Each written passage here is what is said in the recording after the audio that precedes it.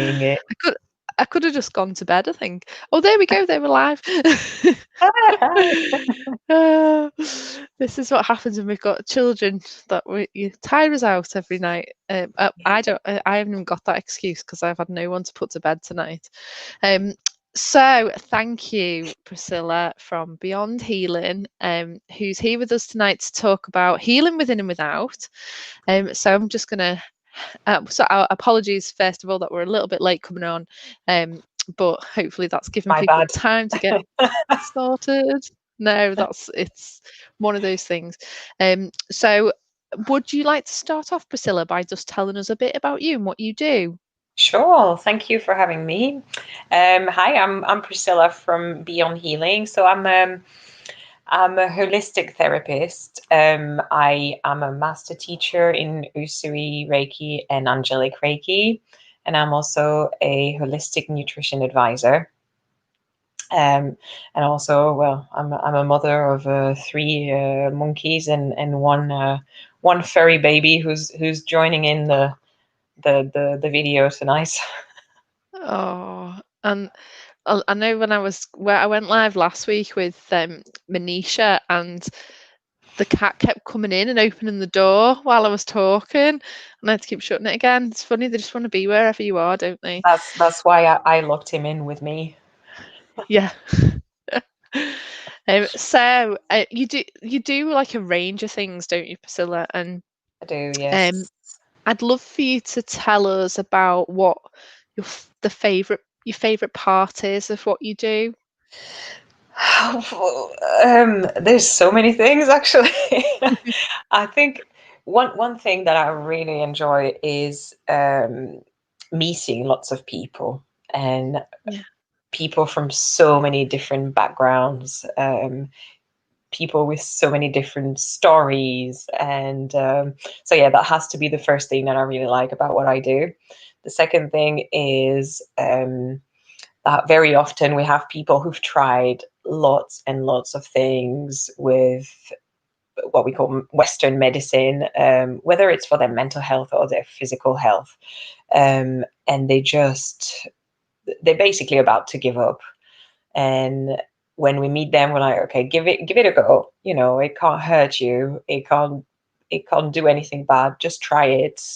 I think Yeah. it will help. And when we get people who actually were about to give up and they feel better, and they tell you after the treatment, the Reiki treatment, oh my, I feel so much clearer in my head, or or the pain is fading away after a few sessions. It's always a beautiful thing for us. Oh, yeah, I think that's really lovely. So it is kind of that transformation, that Yeah, helping somebody who didn't even know that you could help them. exactly. Um, Yeah, so I that think that some resonates with me people get quite a lot. so. Yeah, definitely. I guess that's something you would know with what you do. But I guess that it's, yeah, people who are so desperate to find a solution, but also they nearly gave up on hope, and then suddenly you're like, well, look, we can help you, and you're gonna feel the difference, and then you can see them change, in their attitude as well. It's a beautiful thing. Oh. Um, and we didn't mention Mark because you are one half of Beyond Healing. I am. Mark is also very skilled and talented in the stuff that he does. Do you want to mention what he does as well? Because Yes. there's both Yeah, of you there sure. for people who are interested. Thank you. Yeah. So my partner is also a master teacher in Usui Reiki.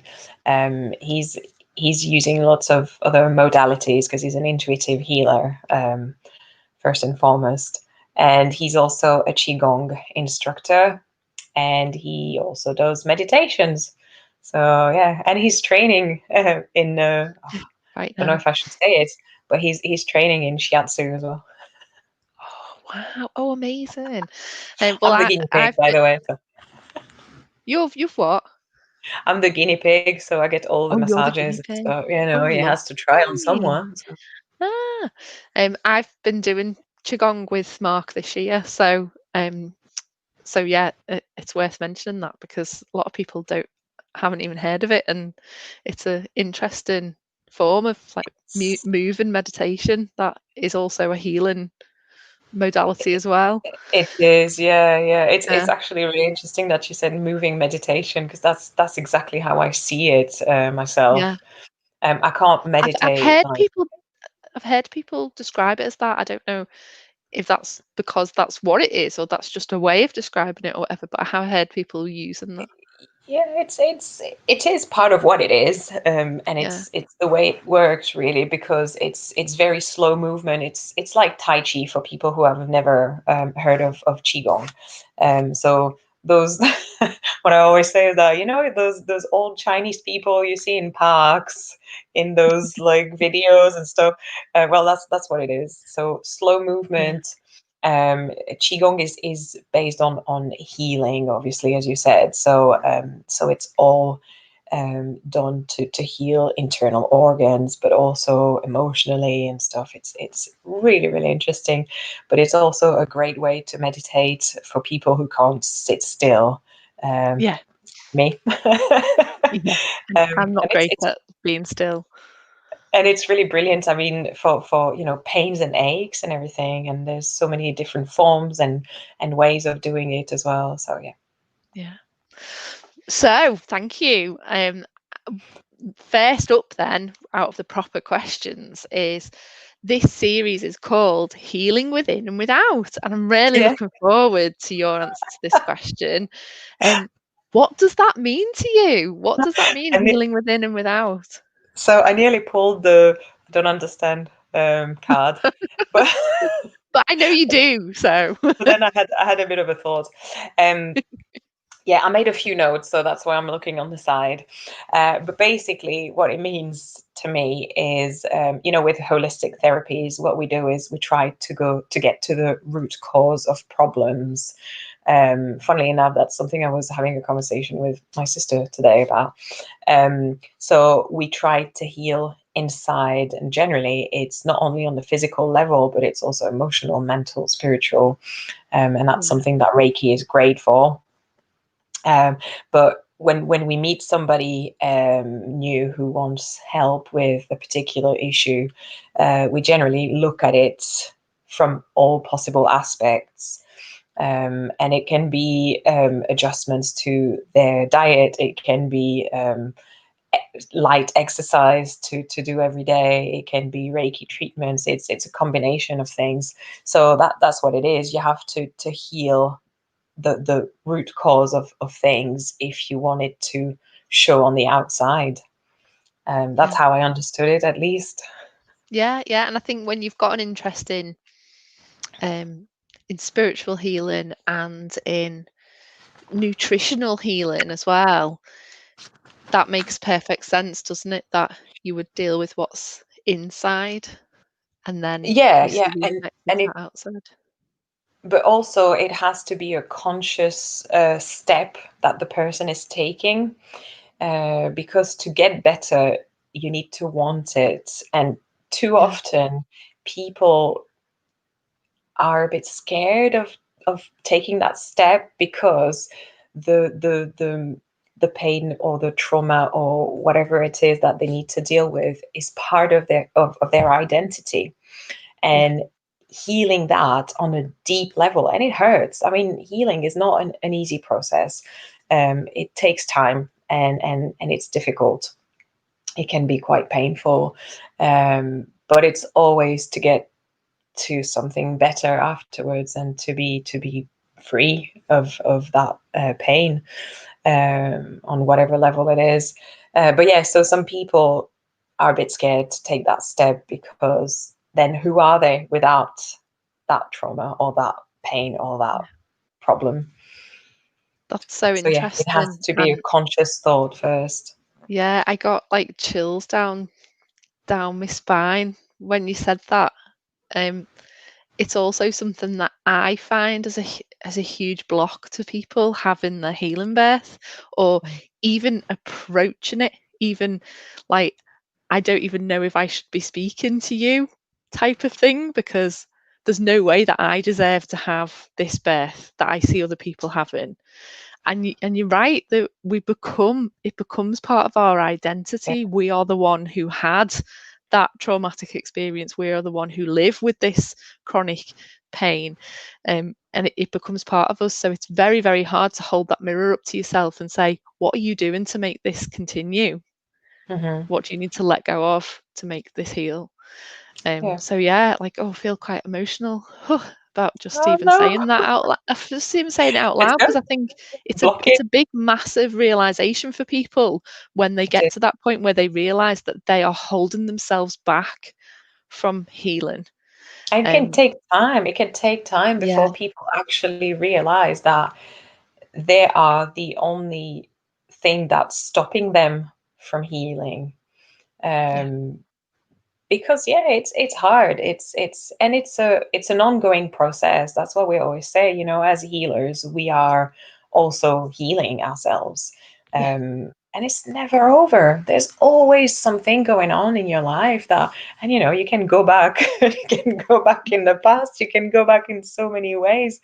There's always going to be something, but that's the beauty of healing. It is an ongoing process. absolutely. You've also got Desislava saying hello to you and sending you lots Oh, of hugs hi. and kisses. Oh, where did I? Um, Oh, hi, Desi. Sorry.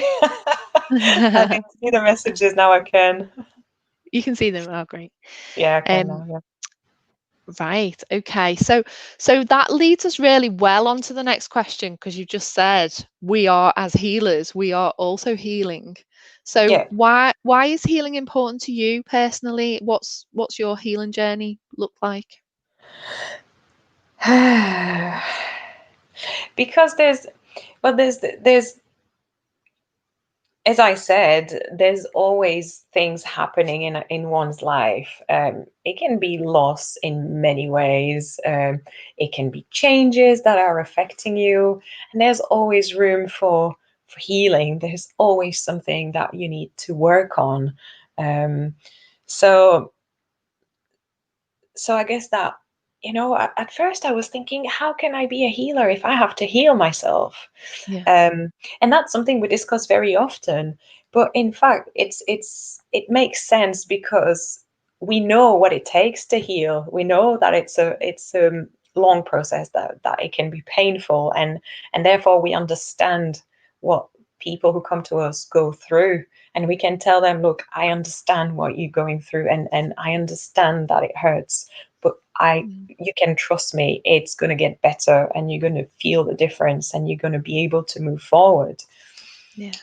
But yeah, as you know, I've had a recent trauma I had to heal myself, so that's also part of this. I had to look into many different um, avenues, different ways of coping and dealing with it, and repairing myself. Yeah. So yeah, it's actually really interesting. I mean, we could go on and on and on for hours on the subject, I guess. Yeah, yeah, And we absolutely. do. And we do. And it's just really interesting to be able to capture some of these conversations for other people to say, oh, Sophie May is saying hello, Hi. so she loves us both. Love you Hi, too. yeah. Um, and I know that she really understands the importance of what we both do, I think. Yeah, But probably you get to kind of see how these things link together when it seems like we do very different things. It was actually a conversation with Mark that led me to start to feel like I was more of a healer than I thought I was, because I never identified as a healer. And then we were doing Qigong, I think, during the first lockdown, and he said something about how this is important for healers to learn how yeah, to do this or whatever. And I yeah, was like, what? He just yeah. called me a healer. He just But called you me a are. healer. Did he do that by accident? And then I was like, maybe I am a healer. Oh my god, I'm a healer. That's what I am. And it's made so much sense Yeah, when I realized that that's what it was. That's probably why it was so hard what I was trying to do, because this wasn't ever just about teaching a course or, you know, saying the right things at the right time or whatever. It was actually much more than that. And, you know, Oh, eventually towards the end of lockdown, my name changed then to the Healing Birth Doula to represent that, because oh, that yay! feels that I feels didn't even much put one more. and one together.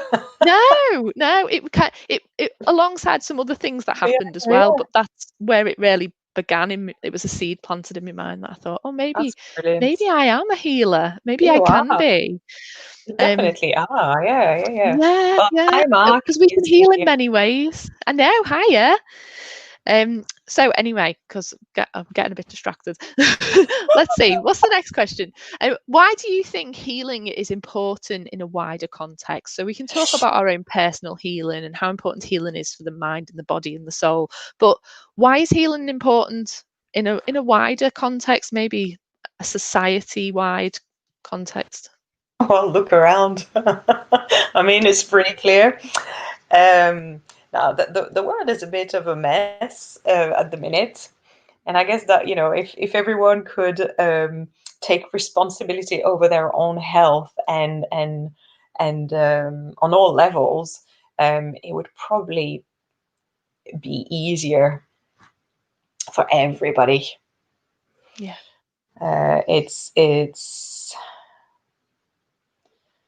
yeah, it's I'm just having lots of different thoughts, but yeah, it's pretty clear when you look around, lots of people are feeling, well, just now with lockdown, people are feeling depressed and anxious and scared and all those things. And if we were able to well, if everybody was healing themselves and doing a bit of mindfulness on a daily basis, then it would probably um, be easier to deal with what we're going through at the minute.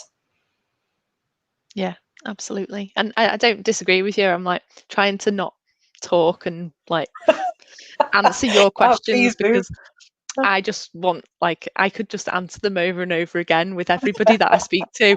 Um, and we end up coming to similar conclusions most of the time. You know, Yeah, look around us at all these people that need healing, and most of them yeah, don't even know that yeah, that's what needs definitely. to happen. Um, I think sometimes we're so used to living with in a certain state of mind or in a certain emotional or mental state that we don't even realize that it's not what we should be feeling. mm, We just take it and we go with it because that's how it is. yeah, But no, it's not. It's not, and it's also something that you probably can relate to in what you're doing. In the birth trauma kind of yeah. section world. In the birth um, world, you know, birth trauma has become quite normalized, in that, in not a good yeah, way, but in a that's just the way birth is. Birth is like that. Birth is traumatic, and and those things also are minimized. exactly that's what I was coming to. Sorry, I'm moving. I was coming to oh yeah, you had your baby. Okay, well, it was not a pleasant experience, but you're both fine. Get on Yeah, with your get over life. it. And that's one of the main things that I can relate to. But there's so many examples in our everyday life. I mean, just look at the kids at the minute with lockdown and the anxiety that it's creating for them. And they just get on with it until, well, our middle child wrote something about how she felt about lockdown. uh, it's heavy for an 8-year-old. That's all I can tell. Yeah, And when we read that, we thought, oh my God. So she gets on with her life every day. She goes to school. She squeaks a bit about going to school every morning because school is boring, blah blah blah. But fair enough. I mean, it's a kid for you. And then she has those very deep, um, depressed, anxious thoughts about the whole situation, and you're like, whoa. But yeah, she gets on with her life because when we addressed that with her after we read it, she was smiling. It's part of it's her normal, her new normal. Yeah. And we Yeah. explained that no, she should be able to express what she feels like, and if she has a day where she feels like she doesn't want to talk to anybody, well, that's her right, and she should do that. And if she feels like she wants to cry, she should cry. But yeah, again, it's a process. And being able to be having the skills to be so young and then to be able to write that down and express how she feels. I mean, a lot of adults can't do that. I So know, I that's a know. really We were positive thing, amazed, isn't it? We can be worried about it, but at the same time, we'd be more worried if it was all happening on the inside and we never bottled saw up. it. That's Yeah. exactly what we said. Yeah, we said, look, it's perfect. Continue expressing yourself through your art, through your writing, through whatever you need to. And we encouraging the kids to write and to sing and to dance and Mm. to draw and whatever they feel like, because it's really important for them to be able to get everything out, basically. It's so important for them, isn't it? Mm. Milo was asking me the other day. By the way, he was trying to remember the girls' names, and he was asking me, kept repeatedly asking me, and what are they called again? And what's their names Oh, again? bless. Because he was making a game up where that had you and all of the kids in. So there you go. Oh, You feature in our home. They were asking oh, when he was asking when Priscilla was coming. oh, Kept going to the door bless. to see if you were there. I was like, "You're not coming. You're not coming today. What are you doing?" Okay, anyway. So hopefully, Um, so I'll link then to you already mentioned about birth trauma and yeah, oh, what does healing birth mean to you? Uh, I'm like not too sure. no, no. Well, you might not have experienced it in the way that people might do, but what would it be if that was a thing? And feel free to share your own birth stories if you want to, but you don't have to. Yeah, I think, I like to be vocal about things, so I don't mind sharing. Um, I think, I had a healing birth with my second one, Yeah. um, because the first time round, I was all about not having any drugs. I want a birth center birth. I'm really excited. I can't wait to meet that baby, and I want to be in whatever position I feel like it. Uh, and then, sorry, um, arrived at the birth center, well, in hospital, maternity, and they didn't ask me anything. They just put me in triage, and that was it. And because it was my first baby, I was told, "Oh, you're still here for at least till tomorrow." They sent me back at first, and then I came back straight away because when I arrived home, my waters broke.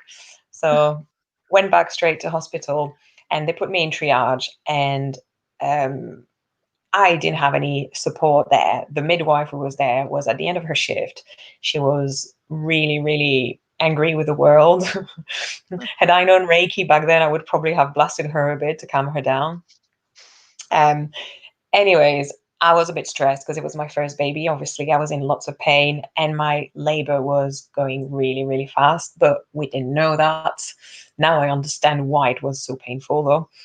Mm. Um, Anyways, after I think an hour or a couple of hours, I felt like pushing.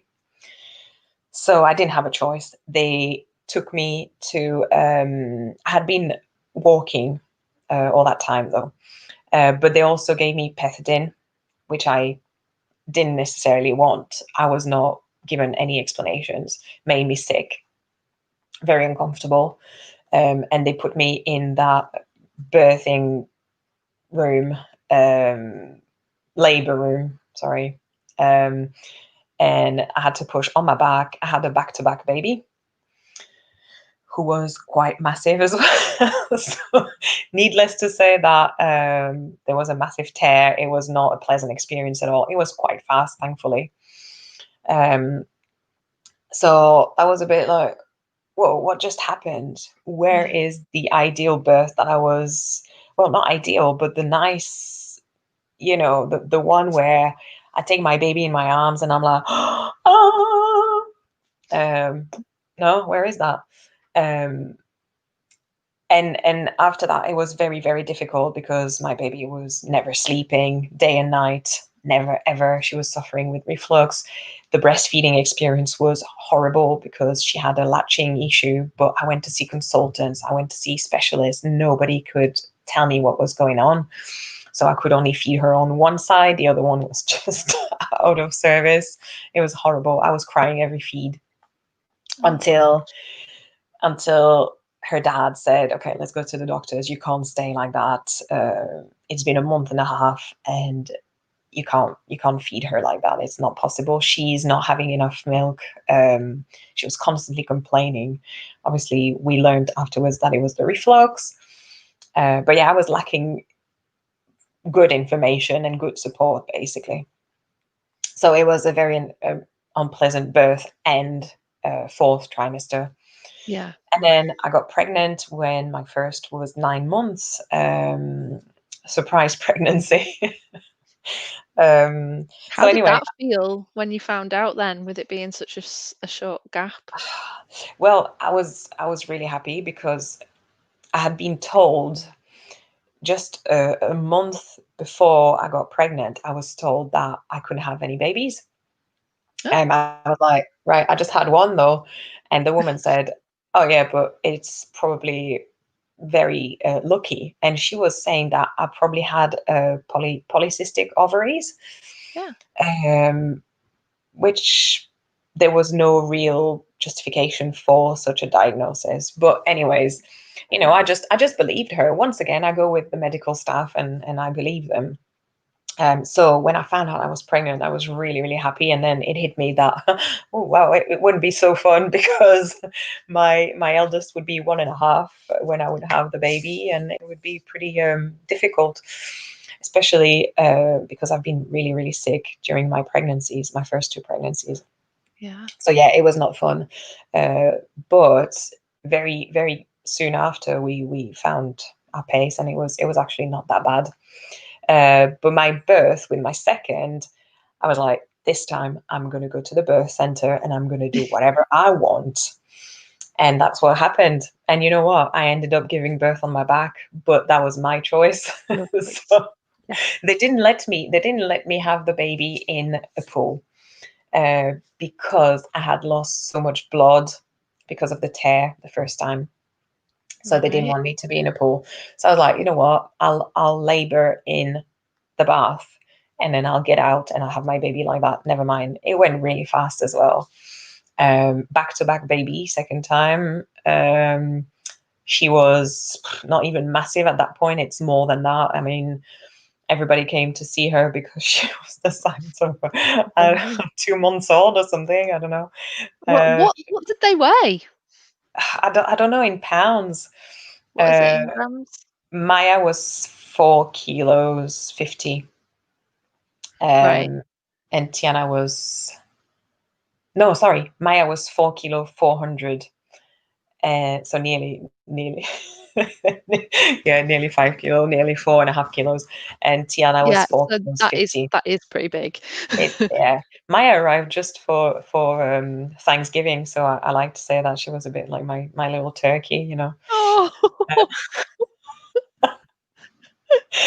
But So yeah, so it was how did that feel then? So you say that that was more like a healing birth because it was you got to brilliant. take back the control? Yeah, yeah. And besides the one last bit where the midwife, who was a trainee midwife, put her fingers to help the head and she poked Maya in the eye. So Maya was born with blood in one eye, Oh gosh. which was really scary. And I was like, why did you have to put your fingers? I didn't ask for anything. I was doing just fine. Yeah, hands off. Hands off me. Um, but I didn't realize that No. immediately. So it was very healing because I was in control. I decided how I was giving birth, and it went really fast and no tear. Mm, just shows you, Showing. doesn't it? Yeah, yeah, and it went super fast. And I have a video actually of when I had just had her, and she was on my belly, and I was like, and when I see that video now, it's been 8 years, and when I see that video, I can feel all the emotions, and I was so proud of myself because I had done it, and I could feel all the emotions. I could feel all the emotions. I was so Yeah. happy to meet my baby. I was happy that I had done it and that she was okay and that I was okay. And oh yeah, because she had meconium in the water as well. Because she yeah. So when I saw that, I thought, right, I'm not wasting any time. I'm on it. I'm gonna get my baby out there safe, um, and yeah, so that's what I was focused on all along. Like, she has to get out as soon as possible, safe and happy and stuff. So, sorry. So that was a very healing birth in that respect. Um, Was the postnatal period better because you'd had a better yeah, start? I I can't remember. I think it's a big blur because I had two two Yeah. on the two. Um, didn't have much sleep. I mean, Maya was super easy in comparison with her sister. She Yeah. was in the sling all the time. She was breastfeed. She took to breastfeeding like it was second nature to her, and still to Yeah. this day she's not breastfed anymore. But she's eating the same way she was breastfeeding. It's like ha ha ha. Just easy. It's brilliant. So I don't remember. I just remember that I was thinking, actually, you know what? It's not that difficult. You just have to adjust to having two instead of one. But I guess that's the case for every parent who's got another kid joining in. Yeah. Um, but after that, I remember telling many people, when you have two with such a small gap, it's actually not that difficult, because you can do everything at the same time for the both of them. So, Yeah. I mean, That's how I felt as well, honestly. Like, I think people thought I was a bit crazy having mine so close together, especially after having a traumatic birth. Like, what are yeah, you doing? Why would you do that to yourself? But it felt easy having the two of them. Now, I that's not everybody's story. I think yeah, especially if they've had a good birth and a good postnatal period the first time, and then the second time a not so good birth or a yeah, difficult postnatal period, then it can feel almost impossible. And that's when you get people saying, oh, like leave a bigger gap because it's like really hard when they're so yeah. close together. And to be honest, it is hard when they're close together now. Now I was from gonna say it's more difficult now. yeah, I think from when Milo was 2 and Riley was 3, like from that point onwards, that has been hard. And now they're 4 and 5, and I think it's just getting to the point where it's starting to get a little bit easier now. They're a bit more easily placated, and I can distract them doing different things. Yeah, But when they both want you so intensely, which they do when they're like 2 and 3 and 4, usually, and 8 and 9 and yeah, 14 and and 18. 15, Ah, 20 and 21. Yeah, I've got it all to come, haven't I? Um, but I think there are a lot of lovely, beautiful things oh yeah, about having them so close together too. So go on, tell us about number 3. I agree with you. Yeah, number three was meant to be my ideal birth, uh, because I was with a supportive partner and I was doing Reiki. I was preparing it with Mark, doing Reiki in advance and raking the baby and everything. Um, and I knew what I wanted. And from the very moment I got pregnant, I was fighting with consultants and telling them, no, I'm not bothered about what you think. I know what I'm doing and I'm going to do it my way, whether you like it or not. And don't worry, I'm not going to sue you because I know you're just doing that to protect yourselves and stuff. But couldn't have a water birth again because, well, at first it was because they didn't want me to have it, and I'm like, no, I'm not having it. I only bled because I was not in the right position, and I had a back-to-back baby.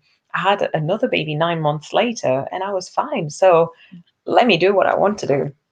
But on the night I arrived, there was no pool available. So, um, but anyway, I was able to labor nicely. I had dimmed the lights and in the birth center, put our music on and sharing that moment. It was amazing in the sense that we had a very we have a great connection with Mark, and that really made it even more beautiful, deeper, I think, to share that, um, to be able to share it with him, as opposed to my first birth with the girl's dad, who was getting stressed and telling me to calm down and to sit down and to not get tired and stuff.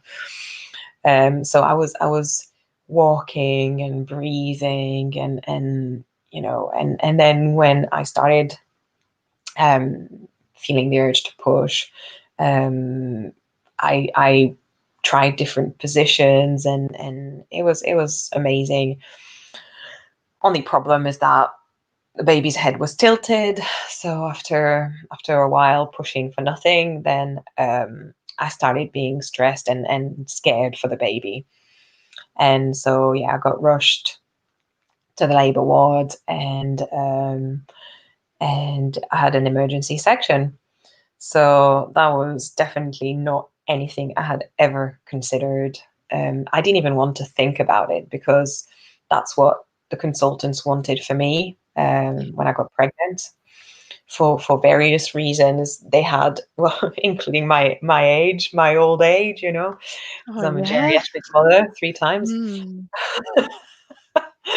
um, so yeah, it was a very, very traumatic and difficult experience because I got really scared for the baby.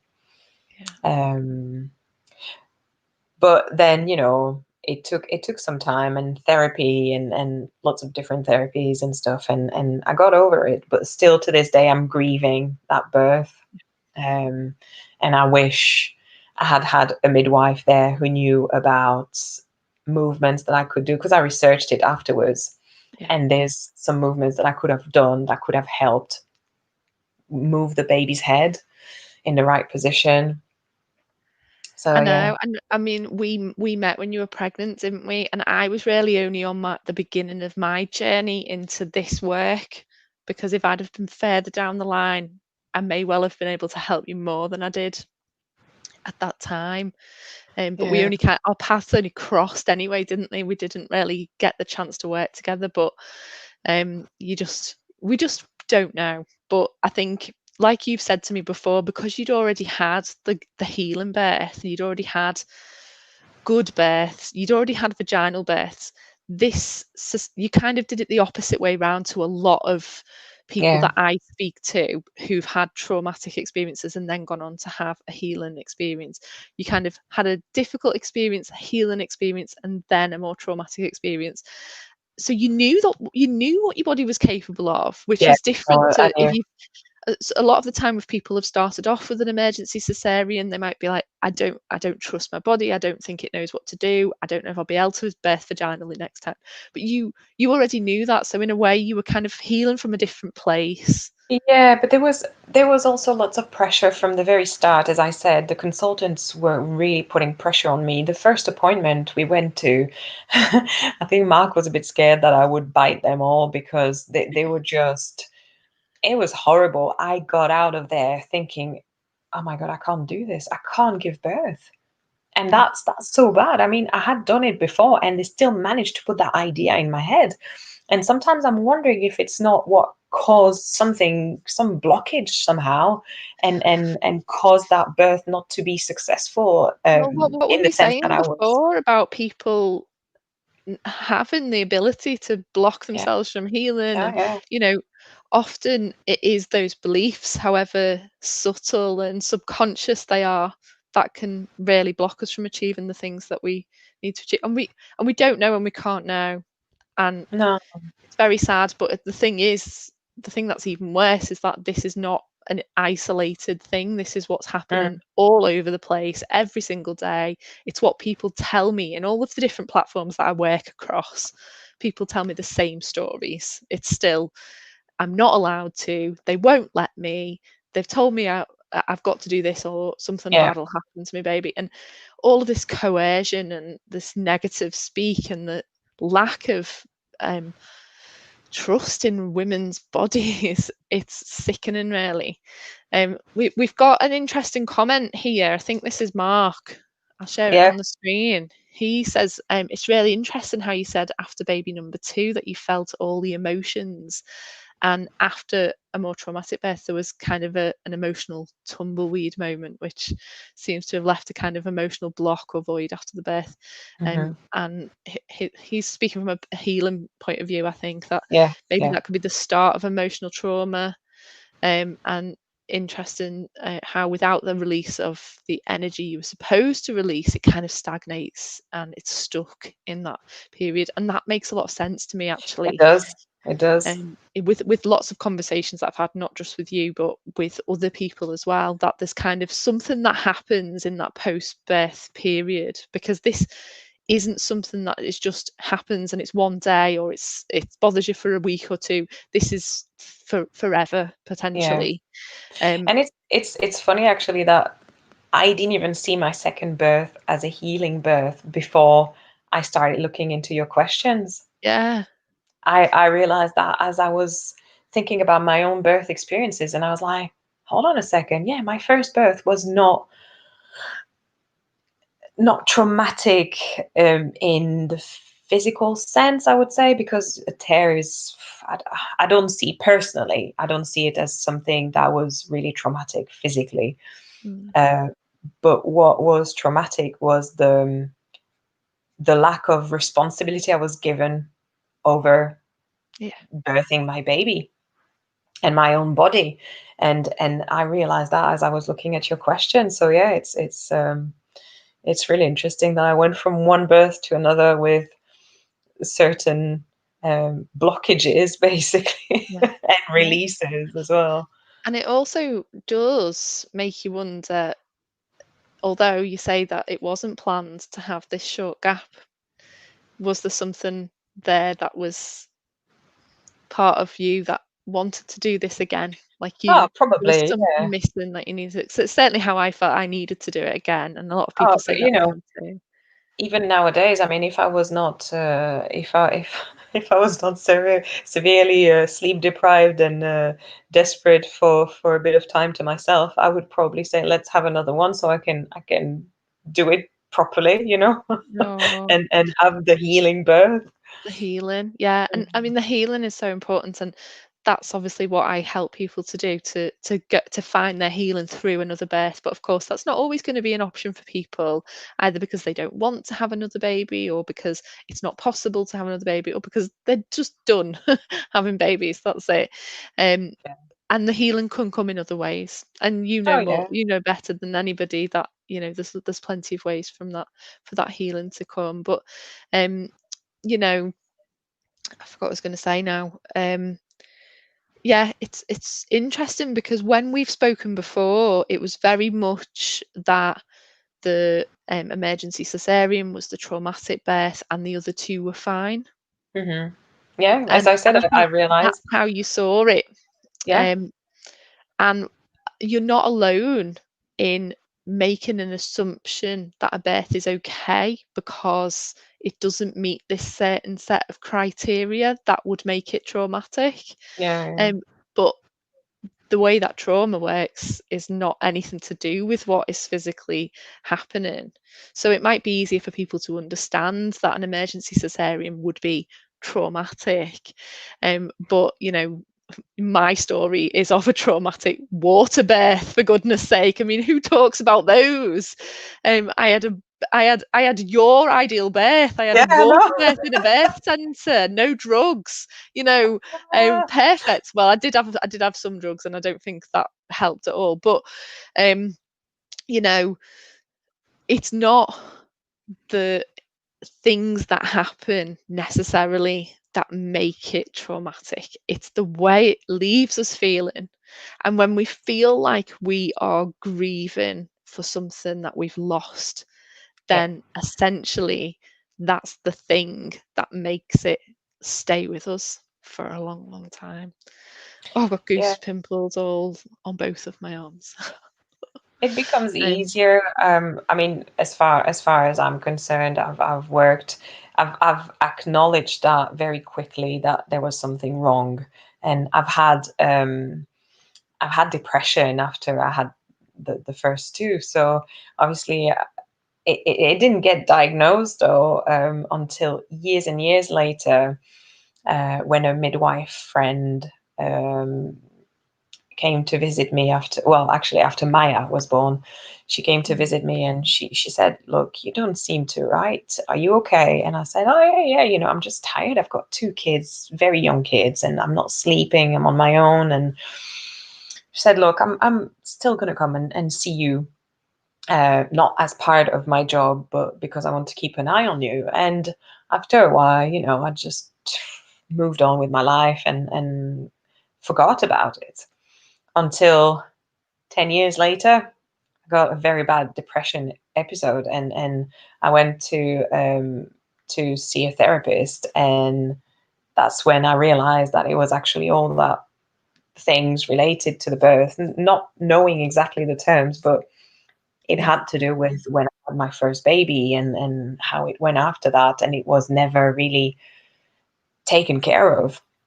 So I dragged it for 10 years. Um, so I was very aware of the danger of me having depression again after having my traumatic birth. So when I saw that I was crying a lot more than I should, and that I was constantly scared for my baby. It was to the Yeah. point that it was unreasonable.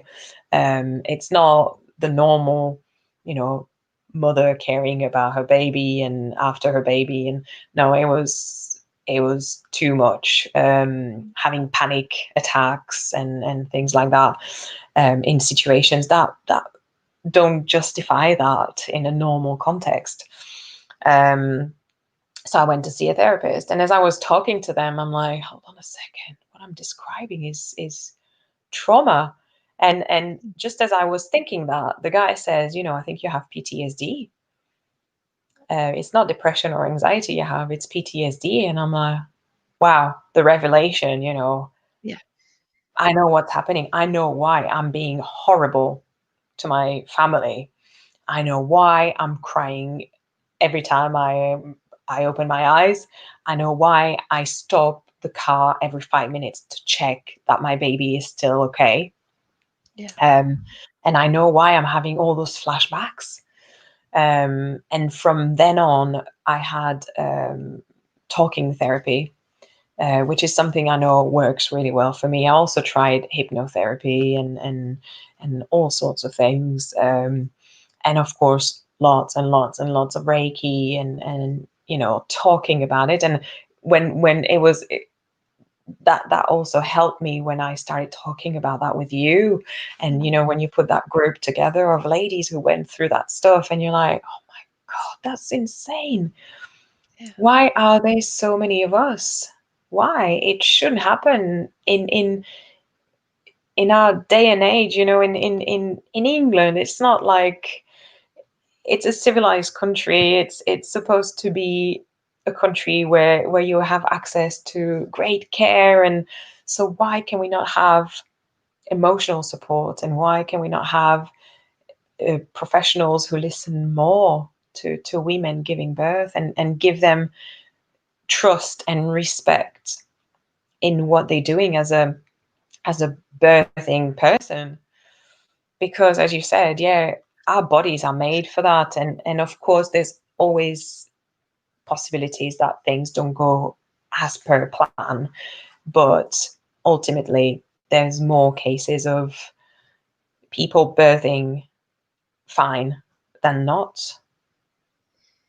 And it's possible for births that don't go to plan or don't even go well to still not be traumatic Yeah, when we are treated like human beings. yeah, Um, and I'm just like nodding along to you as you're speaking. There's nothing. I don't have an answer to it because I feel quite sick all of the time, really, because I know how pervasive this is. I know that we shouldn't be living in a society where this is okay. hmm, And there's lots of work happening behind the scenes with just birth workers all over the place who are trying to make a difference when it comes to this oh, yeah, stuff. But we've got we've got a long way to go.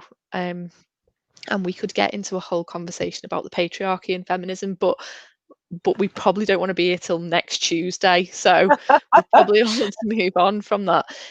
But thank you so much for sharing so openly your birth stories. I think that's You're welcome. really interesting and really revelatory for you as well as for me and for the people watching. That Discovering many things as I speak. I'm yeah, like, makes yeah. sense.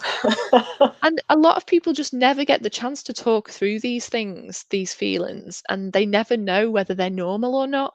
Yeah, So they just sit with that's them and carry them with them. that's exactly what I found out when I started talking about it. Because, well, as I said earlier, and I'm very vocal about things, and just like you, I think that if you share, then you're raising awareness, and that's how you can improve things in many cases. So when I started talking about my experience to friends around me who had children already, I found out that most of them had a traumatic birth. Yeah. And most of them were treated like, right, you're okay, your baby's fine, you're okay, just get over it and move on with your life. It's nothing. It's just postnatal depression as well. Oh yeah, That but one. it's not the same thing. Postnatal depression is a different thing to PTSD and is treated differently, and it Yeah. doesn't go away. Like PTSD will not go away unless it's treated in the way it's supposed to be. Yeah. Yeah, this makes me so cross. I'll just mention that Desi's also made a comment as well, and I need to acknowledge that she's made this comment because it's not easy to say that she still grieves for not having a Oh, normal bless you, birth, bless you. so a vaginal birth after having a cesarean. I'm thinking baby was breech, Desi, Yes, and you weren't given a choice about that, which is sad, and obviously something that still is still happening to people. They're told that they don't have the choice to give birth vaginally to a breech baby, and they do. They're it just is. told that It's they feasible, can't. isn't it? Feel like it gave have a half birth. Oh, it's so I can painful. relate to that. Yeah. Yeah. And it's really not. I mean, having a cesarean is giving birth, but I can't just say that and that makes that true because it's the way that you feel. And my healing birth was a cesarean birth, Yeah. and for me was absolutely everything I needed it to be because I'd planned it that way, and Hmm. that's different than if it is forced upon you and Yeah. if you didn't have a choice. So it's one thing someone saying, oh no, but it can be healing. That doesn't make it healing for you when that's not been your experience at all. So I'm really sorry to hear that, Desi. You're definitely not alone there in those feelings. Um, so, I mean, my next question was, what do you wish you'd known about yourself or about birth or about babies before you had your own? We might have covered some of that already, but if there's Yeah. anything else that you want to I, share. Yeah, so I put 3 points on my notebook there. The first one is I wish I had known that I get to decide Yeah, um, whatever I want to do regarding the birth of my baby. The second one is it is difficult to have a baby. Not only birthing a baby, mostly after that. yeah, Um, but yeah, I was never told how difficult it is to have a newborn, how much it changes everything. yeah. And as beautiful as it can be, I wish that people were more honest about the fact that it's fucking hard. I'm sorry, excuse my French. No, but it's okay. It, We're late enough for that to be okay. oh yeah, But there's no, no accent. absolutely so hard in ways It that is. we can't even imagine until we're there, Yeah. and we won't believe anybody either who tell Do you know, us. nobody told me that. And I was really, really angry with my friends and my Yeah, family who had babies who didn't tell me that. I was like, why did you not warn me? It wouldn't have made me not have a baby. I would just have been psychologically prepared. It's yeah, the lack of sleep was just the worst thing for me, the sleep deprivation. And obviously having a baby who never slept was just. yeah, And I wish I had known also that breastfeeding is natural but not easy. Ah, yes. Um, because yeah, it's a natural thing to do, but it's definitely not that easy for everybody. Every baby is very different as well, so that's Oh, something I've yes. discovered as I was having more babies. Yeah. It's all very different, and there's one thing also. I wish I had not listened to any advice, Mm. because that puts lots of pressure on new moms when you have a baby and everybody's like, oh, you should do this, you should do that, da, da, da, da, da, da. Just select one person that you really trust Listen and to them. listen to them, or even better, listen to yourself and trust Yeah. yourself and your baby, because you know better. Um, and that's something I wish I had been told as well. Yeah. I think as a society, we need to be doing a better job at teaching us to trust ourselves, to listen to our body and our mind, to respond to that, in order for us to be able to trust our own instincts, because this is the problem that we have as new parents, especially after a traumatic birth. How can I trust myself? When some even if someone's saying to you, just do what feels right and listen to your instincts, and you're sitting there going, I get nothing right because I couldn't even give birth properly. um how then do you trust your own instincts? So it becomes a Mhm. little bit of a catch 22. I think, I mean, the answer to me and to many other birth workers as well, who are also involved in another project that I've set up a group for, which is um, called Pregnancy, Birth and Breastfeeding for the PSHE curriculum. Because my background is teaching, it was one thing that I was very interested in, and that there is work going on and behind the scenes again, to try and get some changes in the curriculum for our young people, for our, the next generation of birthing people, so they can learn more about maternity, about consent, about choice, about different types of birth, about caring for a newborn baby. When they can learn that stuff as young people, then that's going to make take the pressure off a lot more further down the line, when we don't have to keep arguing with everybody, because we've all learned the Yeah, stuff that we need to know, and we don't need to keep arguing about who's right or who's wrong. So I think you're definitely onto something there, that we can. I don't know. I've lost track of what I was saying, but trusting yeah, I ourselves. we need to learn to It's trust ourselves with the correct our instinct. information and Yeah, education to go alongside that, yeah. so that we can trust ourselves. I keep telling, that's something that I keep telling to the ladies I do Reiki on. It's something that is common to all the ladies, Yeah, and that is that we have been taught not to trust our instinct. yeah, And the third eye chakra, which is the intuition, it's always, well, always, no, sorry, it's generally really strong in women, yeah, because we have that natural ability to to um, to know things, or to yeah, pre-know things, um, and because of the way things are, we've been told for so long that you know we shouldn't really listen to that little voice inside, because obviously it's wrong. yeah, That we've forgotten about that, and that if you look at things, it's valid for every aspect of your life. um, in your everyday life, there's sometimes that thing that makes you say, "Oh yeah, I'm going to do this," and then, "Oh no, second thoughts. I don't think I should listen to myself on this one because generally I'm wrong." And you go for something else, and guess what? That's where the wall is. yeah, So that's something I say regularly during treatments. Listen to the little voice. It's something that you have to work on yeah, regularly, because it's not from one day to another. You can't switch completely, but little by little, listen. And when you're about to say, "Oh no, no, no, I shouldn't listen to my instinct. I should go with the other option," well, maybe take a step back and choose the first option instead, and see what happens. yeah. We've learned to mask it with all these different layers of other stuff, Yeah, haven't we? yeah, So yeah, uncovering those layers can be tricky. and learning It, to understand what it is that is the instinct. Like, is this my instinct, or is this me just yeah. thinking something and then thinking that it's my instinct? So yeah, takes a little bit of training. It's something that I'm definitely working on and have been working on probably since I became self-employed, because it's a big journey of self-discovery anyway, and you Yeah. realize that all of the different things that are blocking you are actually just all stuff that's inside you in a big mess.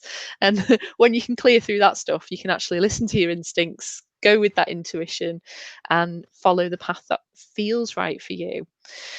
So Priscilla, because we've been like yabbering on for like ever and a day, how about we decide now at this point in the night what our plan is going to be for healing the world? What's that going to look like You if you know, had that power? oh, a very simple thing. I would make mindfulness mandatory. I would have everybody from age 3, I would say, if not before, practice mindfulness, um, do a bit of meditation, do a bit of, it's working on yourself basically. So having that moment every day where you can just empty your head and and listen to yourself, listen to your body, listen to your mind and everything. And I think that would be the first best step for a better world, sorry. Yeah. Um, yeah, mindfulness. So That's my that's program as the no, it's, president of the universe. sounds that sounds like a good idea, definitely a good plan. What would you suggest though? Like, obviously a 3, 4, 5 year old isn't going to know what to do. No, you have How can I get Milo to do some mindfulness? guided meditation is amazing for kids. Um, Mm, what we found is that you need to choose them carefully, though. We've okay. tried that with the girls at bedtime, and I think Mark was finding amazing guided meditations for them. Unfortunately, it just made them, it stimulated their imagination a Oh, bit too much. yeah. So they were super hyper afterwards. But still, they had a half hour where they were completely still and quiet, and it's a very good thing for the whole body to be resting for a half hour, Yeah. not be fidgety and everything. Um, so yeah, I think that would be the first step for a child. But also, when you take it's the little things when you take your child for a walk outside, make them notice things. Yeah. Listen, there's a bird singing, or look, there's a flower, or there's a tree, or we've got a nearly 2-year old who's now hugging trees, and we didn't Oh, even teach him that. But I'm very proud of him for doing that. so lovely. Oh, I saw someone the other day as well, and um their little one also said they were going out for a walk to say hello to the trees. Isn't that sweet? That's what we Um, need for the next generations, you see. yeah, yeah, it is. And Milo is very good at that. Actually, he points out all sorts of things, and Oh, he always stops to smell the flowers. Like, he's literally that like cliche of a what, I don't know, what do you call it when people say just stop to smell the roses. He's like at every single garden. You're like, can we go now? He's like, that's but mummy, brilliant. it's so beautiful, and I'm gonna smell it, and I'm gonna smell this one, and I'm gonna smell this one. Like, okay. Yeah, it gets annoying to us when we're used to living hurried Yeah, lives, but when we're understanding the importance of stopping and smelling the roses, quite literally or metaphorically, then we can just take a deep breath and go, yeah, it's it great. makes me think of a story, and I keep saying that about my son. A story that I was reading when I was little, and I really loved it. It was they made a film, actually. Disney made a film. It's that bull who is taken to Madrid to do corridors, and Yeah. he's not interested at all. All he wants is lie down in his field and smell the flowers and enjoy, Oh, life. And And I find it so beautiful. I've always loved that story. And that's exactly what my son does. He stops to smell the flowers just like Milo. And Yeah, he's looking at ants for hours, and he's looking at bees, and everything is amazing and new, and every time, even if it's something he's seen before, it's always new, it's always beautiful and exciting. exceptional. And so Yeah. that's exactly what we are lacking as adults, We are missing it, yeah, and it affects us even when we don't realise that it is. I've written a blog about it before called Wellness and Wonder. This idea that we live hurried lives, that we're children and we want to stop and smell the roses, and then we grow up and we learn to live hurried lives, and then we have our hurried lives, and then we have to then reach out and like pay money to learn how to slow back down again. Like teaching our children to not do the thing so that they can learn to do the thing later on in life. It doesn't make a lot of sense, and I think I think that's a really good way for us to start to heal the world. But I don't want to keep you on too much longer, Priscilla. I just want to give you the chance to tell us how we find out more about what you do at Beyond Healing, and how we might work with you if we want to in the future. Oh, thanks. Well, we've got our website that is live, beyondhealing.co.uk, and we are easily reachable on Facebook, on Instagram, and we have a YouTube channel as well where we have posted a few videos to explain about Reiki and what we do. Um, and I guess the best thing to do is, give us a call, send us a message. We're always happy to have a chat. You can see I can talk for England there. So, and also I like coffee. So if you want to have a chat and have a coffee, that's even better. But yeah, Awesome. we're always happy to help people, whatever it is that you need help with. Sometimes you don't even realize before you get there. There's never a bad reason to have Reiki. Let's put it that way. Oh And no. if you need more, then we put plans together to look at it holistically and include other therapies. Um, so yeah, that's us. Yeah, and obviously we're in lockdown at the moment, but you are still doing distance Reiki healing, aren't you? Yes, yes, we And do other distance things like the healing, and meditations and the qigong, they're taking place online, so it's still really accessible for everybody. definitely there are Reiki treatments online, simply because it's energy healing. So energy doesn't know boundaries of time and space. But we also have qigong and meditation classes running every week, that you can join anytime. And we also sell products now. We sell bags of crystals, and I make Ooh. sprays, smudging sprays, and things like that. Did you Well, get a smudging spray? Oh no, you got yeah, the smudging sticks, I didn't got a you? stick. Yeah, What do you yeah, you call got the it? It's stick. a um Palo Santo, yeah, and you it's had the this different Paleo Santo and the Palo Santo, birch. white sage, and birch. Yeah. Yeah. That's the trio that we use when we do treatments, or when we feel the atmosphere is a bit heavy somewhere. Yeah, Uh, well, after my qigong yesterday, Mark said we got rid of some negative energy. So yeah. we did some type stuff, which was really fun. And then Mark said, "So go and do some smudging now." And I was like, "Okay, yes, I can, because I've got my own Oh yes, smudging yes. stick. I go do that." I'm So going. I I'm going did. smudging crazy. Yeah, and I'm much better at it, because when I first got it, I was like, what do I do with this? And I was like, really tentatively lighting the corner of it and kind of going, well, this isn't really doing anything. And I really went for it yesterday. Like I had it proper like on fire, and then I Yeah, was like walking around the house, like all the smoke was everywhere, and I was like, oh yeah, this is what you're supposed to do. that's what So you yeah, want. felt much better. I've practically got no sage left, because that burns so easily. I'm just like It like in does. this Yeah. Palo smoky Santo is. sage mist. Yeah, Palo Santo Um, lasts longer. It burns yeah, slower. it does. But yeah, really lovely, and I love the smell as well afterwards. I think Craig came round to get the kids, and he went, you been doing a barbecue? Like, no. Have you I'm been not cooking surprised with that sausages? stage. He said, have you been cooking sausages? And I was like, no. Oh, that'll be the sage. Yeah.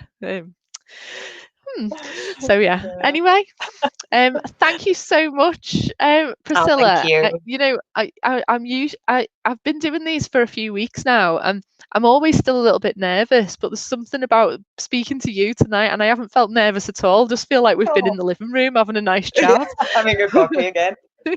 Yeah. Oh, So thank you so much for thank joining you. me. Sure. I'm sure that'll be really useful, and you can go find it if you want to share it on Facebook or on YouTube, so you can direct people towards it if that's interesting. Oh, Mark says we'll send some sage. He's reading my mind.